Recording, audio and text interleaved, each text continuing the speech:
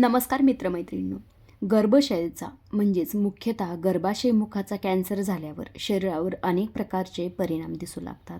हे परिणाम आजार कोणत्या टप्प्यात आहे यावर अवलंबून असते. चला तर जाणून घेऊया गर्भाशयाचा कॅन्सर झाल्यावर शरीरावर होणारे काही परिणाम. पहिली म्हणजे अनियमित योनीतून रक्तस्राव होणे. मासिक पाळीच्या दरम्यान नसतानाही रक्तस्राव होणे. पाळी खूप दिवस चालणे. लैंगिक संबंधानंतर रक्तस्राव होणे. दुसरी म्हणजे श्रोणी भागात खालच्या पोटात वेदना, सतत बोथड वेदना, कंबर व मांडीपर्यंत त्रास जाणवणे. तिसरी म्हणजे योनीतून पांढरा द्रव्य, दुर्गंधीदार स्राव होणे.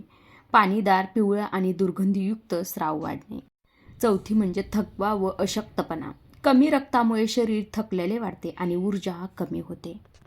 पाचवी म्हणजे मूत्रविकार, लघवी करताना वेदना, वारंवार लघवी लागणे, मूत्र थांबणे, ट्यूमरमुळे दाब येणे. सहावी गोष्ट म्हणजे पाठी व पायात वेदना होणे. कॅन्सर वाढल्यावर मज्जातंतूवर दाब पडतो आणि पाय सुजतात.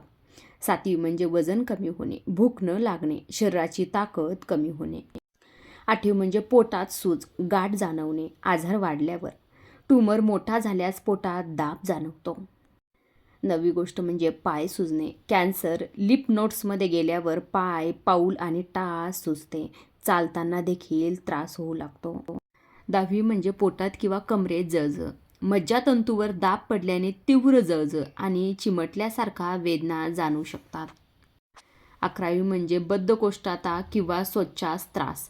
ट्यूमर मोठा झाल्यावर आतड्यावर दाब येतो, श्वासास त्रास होते, कधीकधी रक्त येणेही शक्य आहे. 12वी म्हणजे लघवी थांबणे, नीट न होणे. ट्यूमर मूत्रमार्गावर दाब टाकतो, लघवी कमी प्रमाणात होणे किंवा होण्यात अडथळा येणे. 13वी म्हणजे पाठदुखी अतिशय वाढणे. कॅन्सर पाठीच्या नसावर परिणाम करतो, दिवसभर वेदना जाणवू शकतात. 14वी म्हणजे भूक अत्यंत कमी होणे. शरीरातील बदलामुळे खाण्याची इच्छा कमी होणे, यामुळे वजन कमी होते आणि वेगाने वाढते देखील. 15 म्हणजे रक्तहीनता, ॲनिमिया. सतत होणाऱ्या रक्तस्रावामुळे हिमोग्लोबिन कमी होते, डोके हलके वाटणे, दम लागणे, चक्कर येणे ह्या गोष्टी होतात.